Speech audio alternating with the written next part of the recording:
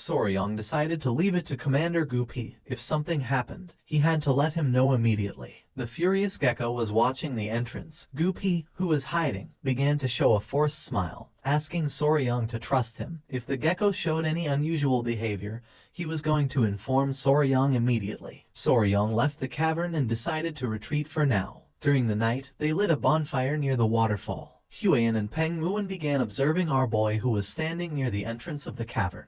They knew nothing about its habits, and trying something reckless could harm the already injured creature. While the centipedes were playing with Huiyin, she adjusted her hair and with a loving expression asked our boy to come down and eat. Soryong closed his eyes and began to imagine Huiyin as his wife, preparing food for him.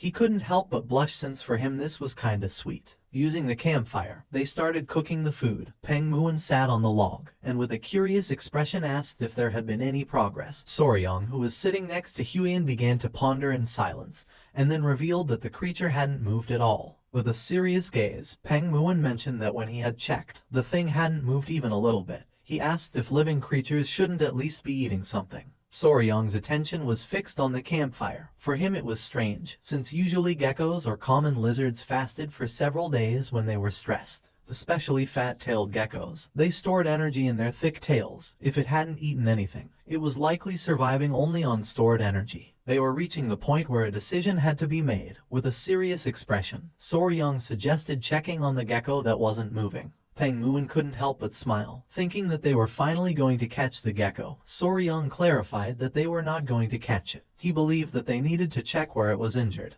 and if it got hungry, it could even eat something. He wanted Peng Muon to lure out the gecko that was watching the entrance. Upon hearing this, he couldn't help but feel somewhat surprised. Showing his bicep and a smile, Peng Muon asked if it wouldn't be easier to knock it out with a single blow. That way they would get both the healthy one and the injured one. Our boy started sweating, knowing that the gecko was going to die on the spot after being hit by those muscles. With a forced smile, our boy explained that if Peng Muon smacked it, even the rock thing that repelled General Jekyll, whose men could drop dead on the spot.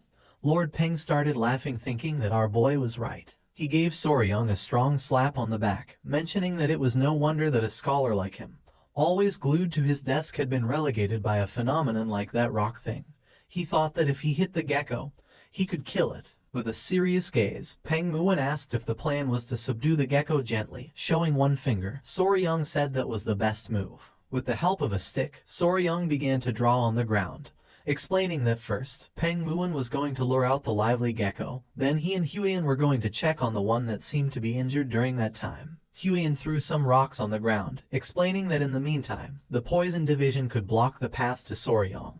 The Lord nodded his head, thinking that this seemed to be the best approach. With a smile, Peng Muon asked if there was anything else he should watch out for. Our boy asked him just to make sure it didn't reach the wall, since it could climb it and come over to his side. Peng Muon hit his fist on his chest, and his eyes began to shine with enthusiasm. He decided to move since his body was eager for action. He started running toward the cavern. Soryong panicked and asked him to please go slowly. A smile appeared on Huiyin and Soryong's face. Our boy knew that if the gecko was sick, then it might not have much time left. Peng Muon, who had the sword resting on his shoulder, Soryong and the others entered the cavern. Upon noticing that they had returned, the gecko's eyes began to shine with rage. Soryong brought his hand to his mouth and whispering gave Peng Muon that he could begin. Upon hearing this, an excited smile appeared on his face. Peng Muon drew his sword and while his eyes were shining, began to imbue mana in it. He and his men drew their weapons and began to advance toward the rocks. Upon seeing that they were planning to attack, the gecko's eyes began to shine with rage and it let out a loud roar. It jumped and using all its strength, attacked. But luckily, Peng Muon reacted in time and blocked the attack using his sword.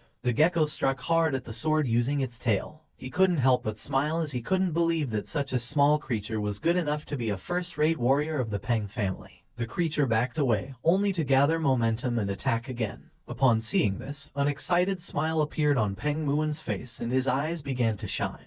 Using the sword, he deflected the trajectory of the gecko's attack, and when it realized it, it couldn't help but feel somewhat confused. With a serious gaze, Peng Muon told his men that this was their chance. In the blink of an eye, Peng Muon's men surrounded the small creature. It got angry and started roaring. Soryong's eyes filled with fear, but Huiyin grabbed him by the shoulders and whispering suggested moving quickly while they could. A while later, they moved away from the area and reached the rocks. Soryung's eyes widened in surprise. With a worried gaze, Huian asked if the creature was really injured. He replied that it seemed so. Upon observing closely, he noticed that the tip of the tail was necrotized due to an incomplete shedding.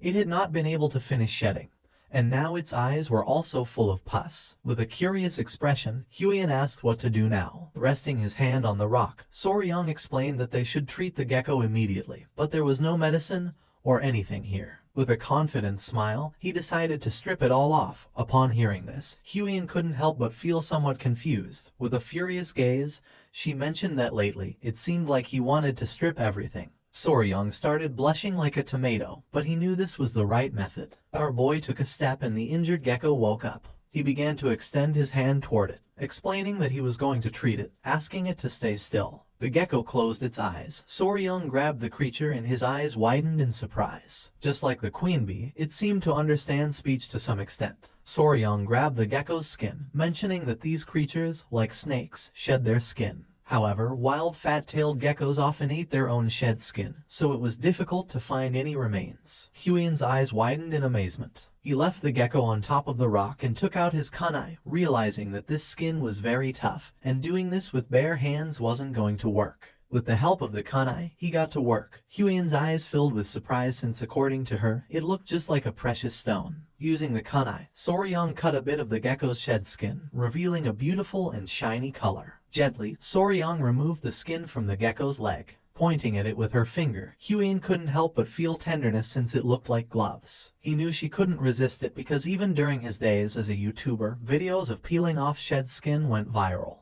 Now the only parts left were the head and the tail. Soryung acted carefully since one had to be cautious around the eyes so as not to hurt the creature. There was pus accumulated in the gecko's eyes. It was because it had not been able to shed completely. Now the inflammation had filled its eyes. Very carefully and gently, Soryung managed to remove the skin from the gecko's head without hurting it. With a smile, our boy asked if it felt better. The gecko's body began to tremble until it opened its eyes. Huian couldn't help but feel somewhat excited. Soryung began to observe the gecko closely.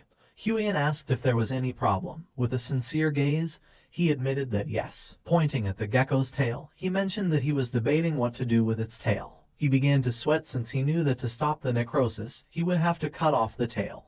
But in its current state, cutting it could kill it instead. Just then, Pengmuan began to shout, asking Soryung to be careful. Upon hearing this, he and Huian went on alert. Pengmuan revealed that they had lost the gecko. Just then, the gecko appeared behind them. The creature's eyes began to shine with hatred. Upon noticing this, our boy panicked and asked it to calm down. Showing the kunai and holding the gecko in his arms, Soryung explained that he was only trying to help and treat its friend. Our boy's attention was fixed on the kunai and his eyes filled with surprise and confusion. Upon seeing the weapon, the gecko exploded with rage and began to roar. So, friends, this chapter comes to an end. What will happen next? We'll uncover it in the next chapter. Don't forget to rate this chapter out of 10 in the comments. We'll see you in the next video. Until then, take care and goodbye. Don't forget to like the video and subscribe to the channel.